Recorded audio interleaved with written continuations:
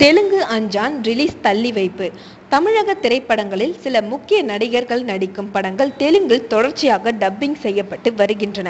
ரஜினிகாந்த், சூர்யா, கார்த்தி ஆகியோர் நடிக்கும் படங்களுக்கு தெலுங்கு திரையுலகிலும் வரவேற்பு இருந்து வருவதால் அவர்கள் நடிக்கும் படங்களை அங்குள்ள தயாரிப்பாளர்கள் வாங்கி டப்பிங் செய்து வெளியிடுகிறார்கள். சில படங்கள் பெரும் லாபத்தை கொடுத்தாலும் சில படங்கள் தோல்வியை சந்திக்கின்றன. ஆனால் தோல்வி அடைந்தாலும் நஷ்டம் ஆவதில்லை என்றும் சொல்கிறார்கள். இதனுக்கிடையே சூர்யா, சமந்தா நடித்துள்ள அஞ்சான் படத்தை ஆகஸ்ட் 15ஆம் தேதி தமிழ், தெலுங்கு இரு மொழிகளிலும் வெளியிட முடிவு செய்திருக்கிறார்கள். தெலுங்கில் சிங்கந்தர் என்ற பெயர் வைத்திருக்கிறார்கள். ஆனால் அதே தினத்தில் தெலுங்கு திரையுலகில் முன்னணி நடிகரான ஜூனியர் NTR, சமந்தா நடித்துள்ள ரபாஷா படம் வெளியாகியுள்ளது.